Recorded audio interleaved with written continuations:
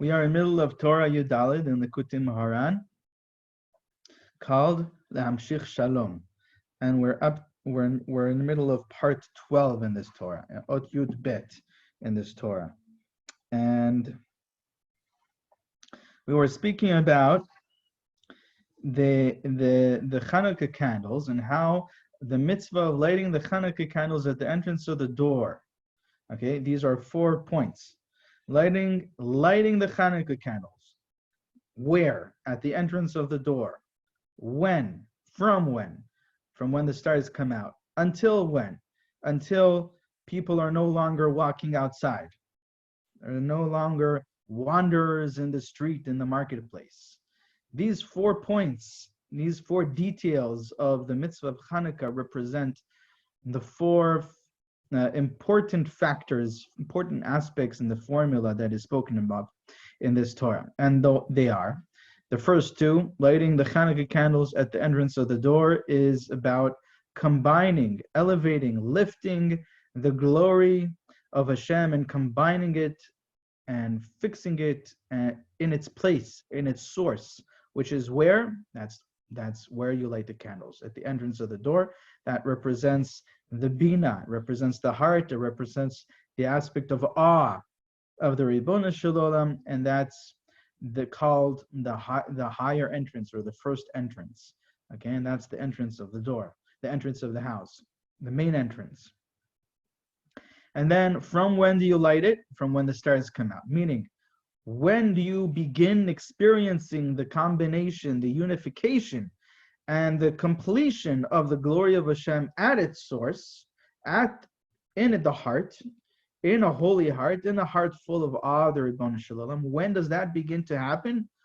When the stars begin to shine. What does that mean? That means when you have caused many people to return to Hashem, you are compared to the stars, the shining stars, as the pasuk says. Matzdikei rabim kakochavim. Okay, and then when do you do this until?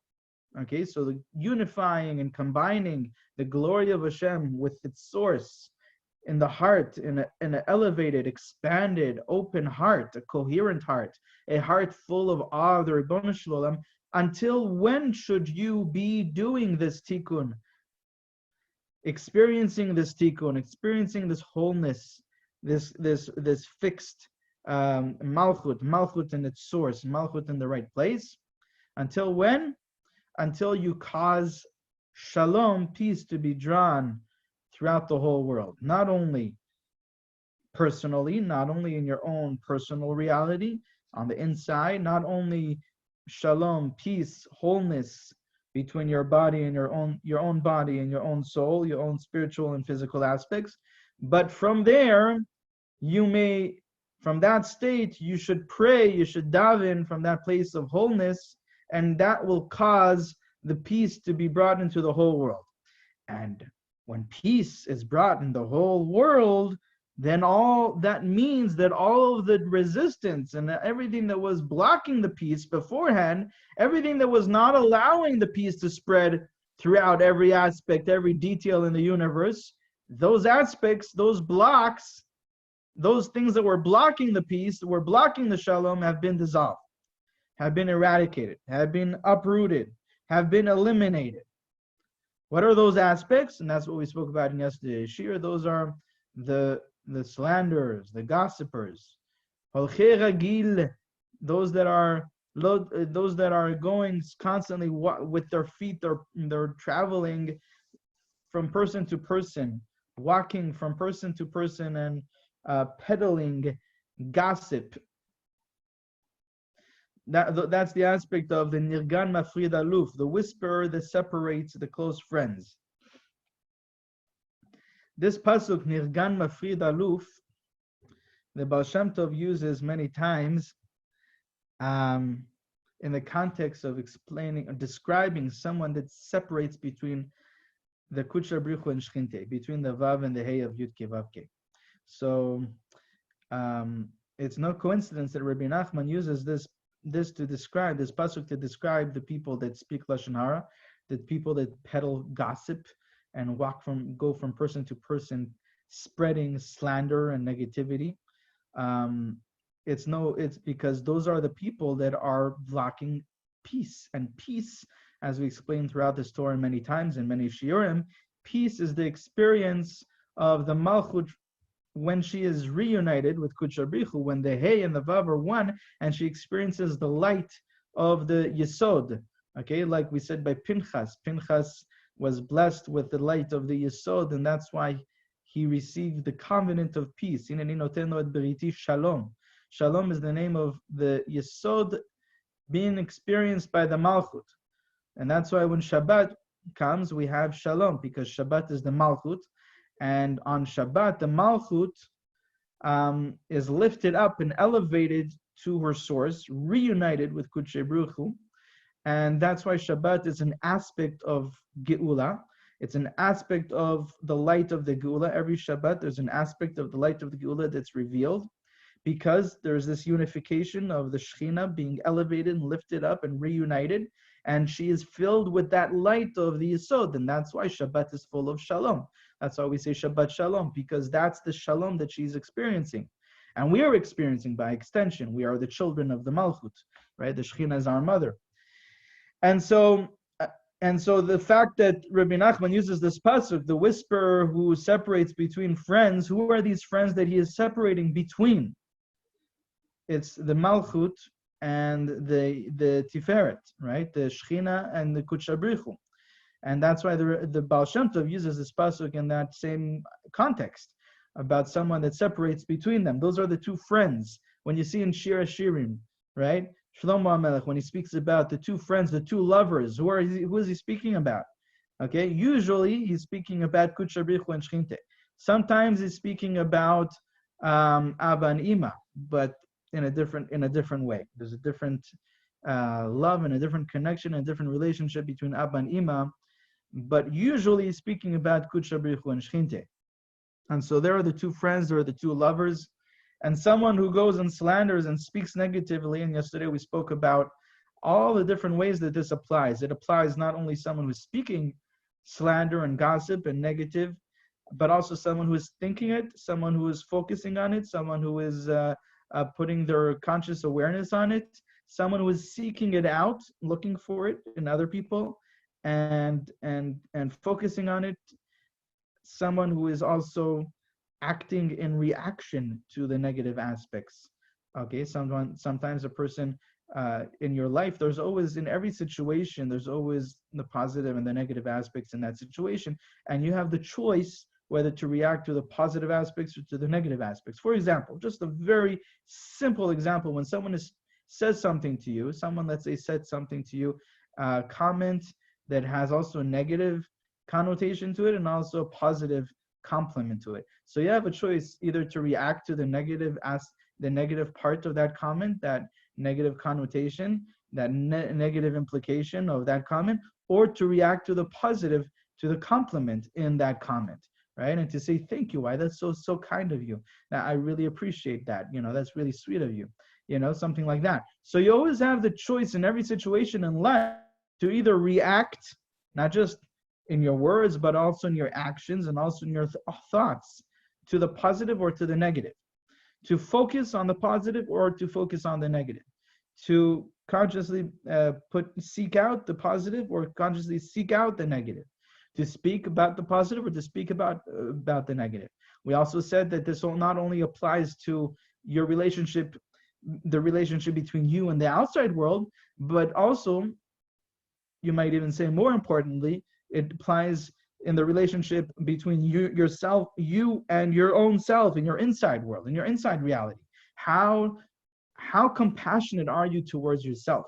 Because as we saw throughout this Torah, towards the end of the Torah, we saw that when you are compassionate to others, you awaken the compassion of Hashem upon you. This not only applies when you are compassionate to others on the outside, definitely applies to that, very importantly, primarily, but also it applies to when you're compassionate to yourself. Be compassionate to yourself. When you're living in that compassionate energy towards yourself, you also draw upon yourself the compassion from Hashem. But you should just be aware that these two are not separate. It's not either or. because it's not possible for a person to be compassionate to themselves and really compassionate with a real genuine compassion, and not be compassionate also to others. And when a person habituates themselves to become truly compassionate to others, they will also tend to also find themselves being more compassionate towards themselves. So these things are not either or, okay? It's just an attitude. And when you adopt that attitude, then that attitude is just borrowed to every action, to every reaction in your life. And then when you do that, when you live in that energy, when you live in that space, you awaken and you draw upon yourself the compassion from Hashem as well. And so that compassion is the energy that brings peace. And that peace is the opposite of those that slander and those that gossip and those that seek out negativity and speak about negativity. And that's what we spoke about yesterday. That's what it means until the wanderers until the people cease to wander in the marketplace or in the streets.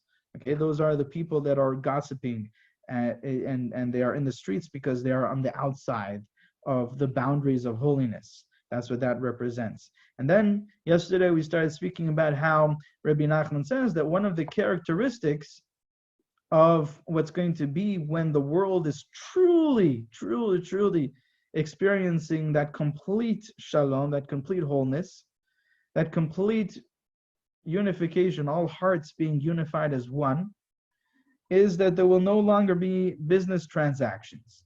Because business transactions, the buying and selling of things, only exist in a place where there is a separation between people's hearts, between people's intentions, and between what is important, what is wanted, and what is needed, according to different people.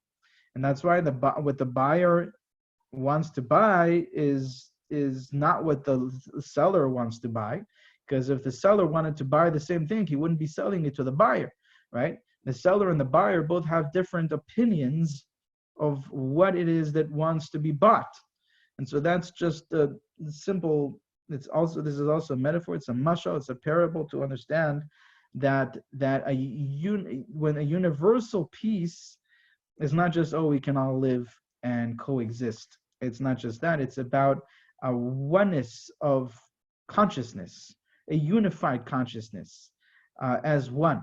And there's no even in all the details of our experience, there will not be any separateness or any separation or any differences, distinctions between one another. It will all be one unified consciousness. Like imagine that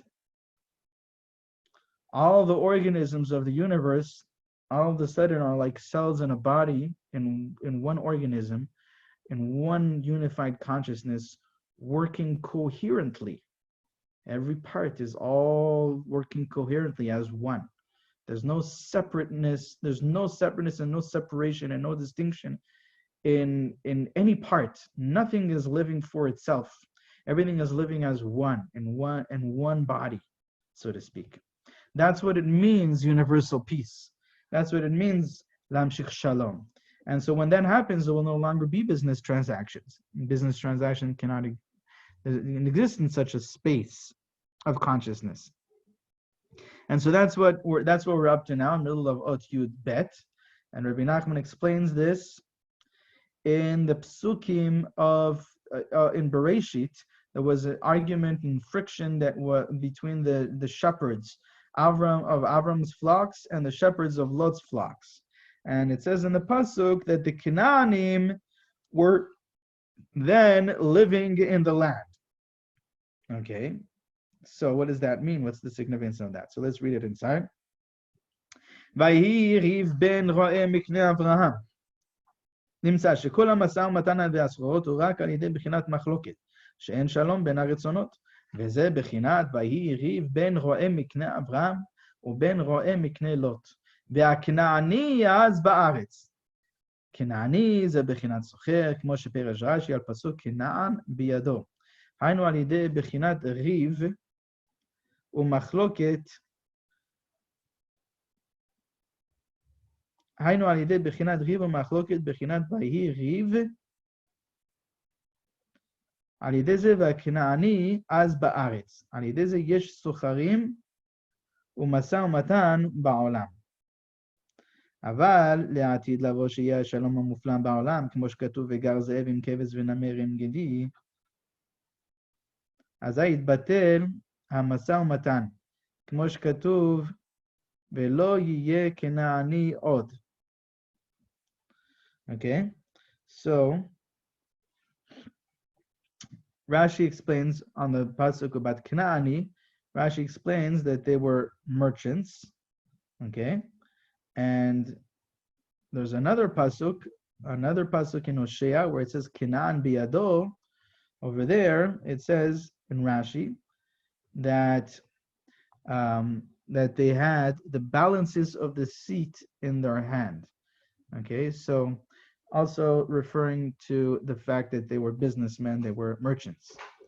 And so Rabbi Nachman says here that the Kanaani is the merchant. The Kanaani represents the merchant, the one that goes and buys from this one and sells to that one. And we see from this pasuk that business and business transactions and business and merchant that works in business, buying from this one and selling to that one, only exists in a place of conflict. That's what the deeper meaning, that's what the secret in this pasuk in Bereshit is telling us. That's the secret of this pasuk. How? When it says in the pasuk, Vayhi, what is the pasuk telling us? Look at this, what the pasuk is telling us very simply, and you'll see it right away. The pasuk is saying that there was an argument, there was a conflict between the shepherds of Avram and between the shepherds of Lot. Okay, and then the pasuk tells us right away that Canaanim were in the land, living in the land at that time. So Rabbi Nachman says that the pasuk is telling us that Canaanim, which represent the merchant, the businessman, the buying and selling, the transactions, right? That lives in the land, that exists in a space where there is conflict between this one and that one. And we saw at the beginning of the pasuk, the conflict between the shepherds of Avram and the shepherds of Lot. Then in that space of conflict, you have the Kanaani in the land. You have the business transactions going on. When there's riv, when there's machloket, when there's argument, when there's conflict, then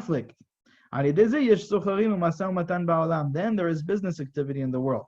But says Rabbi Nachman, la'atid lavo, okay, in the future, in the next state of universal consciousness, that state of universal peace, universal unity, being unified as one consciousness, when there will be a wondrous peace. So it's not a regular peace the way we experience peace. It's something that's wondrous. It's supernatural. It's beyond our normal experience. Then on that peace, it says that even the animals, right? It says in the pasuk, the wolf will dwell with the lamb, and the leopard will lie with the kid, with the gedi, right? So we see that every part of the world, every part of existence, every part of the universe will be in harmony and in peace and in a unified consciousness. And at that point, there will no longer be business activity, business transactions, like it says, וזהו, says Rabbi Nachman, וזהו גם כן בחינת עד שתכלה רגל מן השוק, היינו שמצווה להדליק נר חנוכה עד שתכלה רגל מן השוק, היינו בחינת שלום שנעשה על ידי החזרת הכבוד כנ"ל, עד שיבטל כל המשא ומתן כנ"ל, וזהו עד שתכלה רגל מן השוק, שלא יישאר שום רגל בשוק, כי יתבטל כל המשא ומתן על ידי השלום. And so now Rabbi Nachman gives another explanation that it's very similar to the first explanation.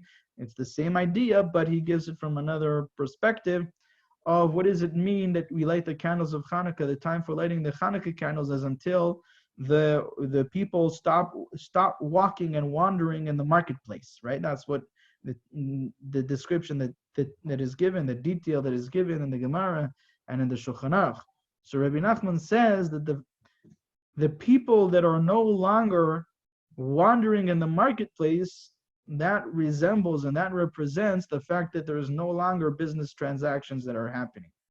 because the marketplace is the place of buying and selling, the business transaction. And because we have lit the Hanukkah candles, we are lighting the Hanukkah candles, unifying the kavod of Hashem, the honor and the glory of Hashem with the heart full of awe of Hashem, right? Unifying the lights of the Hanukkah, the light which is the kavod, with the entrance, the primary entrance, which is the heart, until we cause universal peace. And that universal peace, when do we know that we've achieved that universal peace? When do we know that we've accomplished this tremendous goal of drawing peace in the whole world, in every aspect of the world, like we saw in the pasuk, "Vegar ze'ev im keves v'namer im gedi," right? All the animals are even in peace. That's when there is no longer business transactions going on.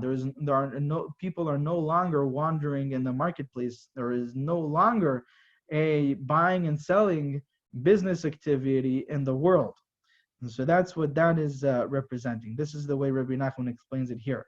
So it's the same idea, because the first way was was that those that slander and gossip and peddle their gossip and go from person to person, when that ceases to exist, right? When there is no longer the blocks for peace, so then obviously there is peace. Now he's speaking about another aspect that will no longer be when there is universal peace, and that's the business activity. No longer, people are no longer wandering in the marketplace, and there's no longer that business activity. And that brings us to Ot Yud Gimel in this Torah, part 13 in Torah Yud Dalet, in LeHamshich Shalom. So says Rabbi Nachman like this: Shayach le'el. This piece applies to that which was taught earlier in the Torah. לפי הכבוד שמכבד ירא השם, כן עלה הכבוד לשורשו. כי כל זמן שהכבוד הוא בגלות, כל אחד לפי בחנתו, כן הוא מזלזל בירא השם. לכל אחד לפי תיקונו את הכבוד, כן הוא מכבד ירא השם. ועל ידי זה, היינו על ידי הכבוד שמכבד ירא השם, שהוא בחינת החזרת הכבוד לשורשו, דהיינו ליראה, על ידי זה זוכין לשלום כמבואר לאל היטב. So on which piece is it going on? It's going on what we said earlier in the Torah, that one of the experiences, one of the things that you can experience as a sign that you have combined and unified the glory of Hashem with the awe of Hashem, right? The Malchut is now with the Bina in the heart, in the heart full of awe. We said one way was that you are glorified, that you are in awe of Hashem's glory. The second way, and that's what he's going to speak about here, is that you are glorifying those that honor Hashem. You are glorifying those that are in fear of Hashem. They are in awe of Hashem. Again, that was the second way. And we spoke about earlier how that also applies personal. It applies to you yourself, that you glorify all the aspects of yourself that are God-fearing, that are in awe of Hashem. And that when you glorify them, when you honor them, when you respect them, you cause those aspects of yourself, those parts of your identity to surface more often and more powerfully. Okay, you're empowering those parts of yourself to be in control more often. And so on that, Rabbi Nachman said that every person, to the extent that they have elevated and returned and lifted the malchut, the kavod, the honor of Hashem to its source, to awe, to fear of Hashem, that's the extent that they will find that they personally honor and respect those that fear Hashem. Okay? So that's a wonderful litmus test for a person to check himself, to see on what level is he holding in lifting and combining the malchut, the honor of Hashem, with the fear of Hashem, with the awe of Hashem. So in this, Rabbi Nachman says, "V'zeh she'amru rabotenu zichronam livracha, hamevazeh tamid chacham, en refuah lemakato." כי המבזה את תלמיד חכם ומזלזל ירא השם, נמצא שפורקים בכבוד, ואינו מחזירו לשורש היראה. ואזי אין זוכה לשלום, וכן אין רפואה למכתו, כי כל החולאת באין על ידי בחינת מחלוקת, כי כל החולאת הם בחינת מחלוקת, שאין שלום בעצמה, והיסודות מתגברים זה על זה, ואין מתנהגים בשלום, במזג השווה. ועל ידי זה בא חולאת כידוע, וכן כשמבזה תלמיד חכם ופורקים בשלום, על כן אין רפואה למכתו כנ"ל, כי עיקר הרפואה על ידי השלום כנ"ל, בבחינת שלום שלום לרחוק ולקרוב אמר השם ורפאתיו. Very, very important idea here. Very important yesod. Rabbi Nachman says here that what causes peace for a person? What causes for a person to experience peace? Not just obvious. The first step is to experience peace personally in your inner, between your body and your soul, between all the elements in your body. What causes, what allows a person to experience that wholeness, yeah, and that peace, that completion, that inner peace? We said it's when you elevate and combine the glory of Hashem with the awe of Hashem, the malchut with the heart, with the bina, the kavod with the yira. When you do that, you experience a completion, a wholeness, a shalem, shlemut, a perfection, and a shalom, a peace, an inner peace. So an inner peace and an inner perfection. And there's harmony, and there's coherence between all the parts within yourself as one. And then we said that leads also to universal peace. But at first, you're experiencing it by yourself in your own personal inner reality. So Rabbi Nachman says that that's the secret of meriting refuah. Healing is always traveling and changing from a state of incoherence to a state of coherence.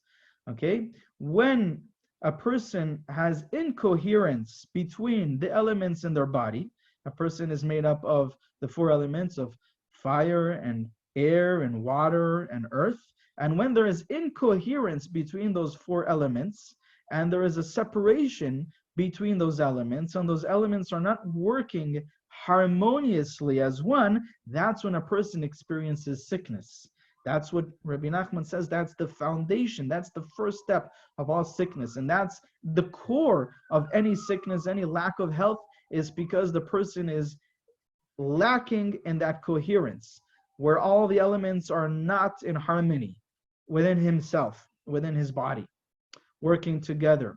Okay, and there are many systems in the body, right? There's the endocrine system, there's all these different systems that are also, they need to work harmoniously in coherence. So from incoherence, they need to get to be in coherence. And that's what's going to bring healing to a person, that coherence, that harmony, that inner peace. And so says Rabbi Nachman, when a person, now we understand exactly the deeper meaning and the secret behind what the Gemara says in Masechet Shabbat. Gemara in Masechet Shabbat says that anyone who disgraces and disrespects a Talmid Chacham, a Torah scholar, someone who is God-fearing, that person is afflicted with an incurable sickness. En refuah lemakato. He is afflicted with an incurable sickness. What does that mean? Why is he afflicted with an incurable sickness? So Rabbi Nachman says, because if a person disgraces and disrespects a Talmid Chacham, a God-fearing Jew, what does that mean? That means that for him, what he has done is he has separated between the lovers. He has separated between the Malchut and the Bina. He has separated between the Kavod of Hashem, the glory of Hashem, and the awe of Hashem, right? That's what we said. We said that to the extent that you have unified the glory of Hashem with the awe of Hashem, the fear of Hashem, that's the extent that you will find yourself honoring those that are God-fearing, the Talmid Chacham. But here, this person who disrespected the Talmid Chacham, he disgraced the Talmid Chacham, he disrespected those that are God-fearing, that person has separated the glory of Hashem from the awe of Hashem. And because he has separated between them, what else is lacking? So we just follow the formula. If now he has caused the kavod to be separated from its source, to be separated from the yira, then there's no longer peace. Okay? So now, because there's no longer peace, internally, there's no longer coherence, there's no longer harmony between all the elements, between all the parts within himself. Now, he's afflicted with an incurable ailment, with an incurable sickness. Why is it incurable? It's because he goes to doctors and he seeks out from them remedies, but he is missing the point. He is missing the core of the source of all of the symptoms. The core and the source of it is that he's disgraced and disrespected the Talmid Chacham, the Yirei Shamayim. And so what he needs to do in order to merit healing, to heal himself, is he must reunify the Malchut, the glory of Hashem with awe of Hashem, the kavod of Hashem with the Yira, by honoring and respecting the Talmid Chacham, by honoring and respecting the God-fearing, by honoring and respecting the God-fearing aspects within himself as well. Okay? And then Rabbi Nachman says that we see this idea that shalom, peace, is the core and the foundation for all healing. And the pasuk in Yeshayahu, Nun Zayin, pasuk in Yeshayahu says, Shalom, shalom larachok velakarov, amar Hashem urfativ. The pasuk says, and a lot of people say this on Motzei Shabbos, after Avdalah, in V'iten Necham, Shalom, shalom larachok velakarov, amar Hashem urfativ. Hashem says, peace, peace, for both far and near, those that are far and near, there should be peace between both of them, and peace to those that are far and peace to those that are near. And then the pasuk ends off by saying, Amar Hashem urfativ. So says Hashem, and I will heal him. So we see from here that through the peace between all the extremities, between all the parts, now there's peace, now there's harmony, now there's coherence. That's the core and the foundation for all healing to happen. That's the space where healing happens. And that's really, really, really connected to the whole idea of Motzei Shabbat. Eliyahu Navi is the one that brings about this peace. There's a whole Torah in Likutei Moharan, but that's something that we'll leave for another Shir Bezrat Hashem. Okay, and we'll continue in this part Yud Gimel of this Torah in the next year.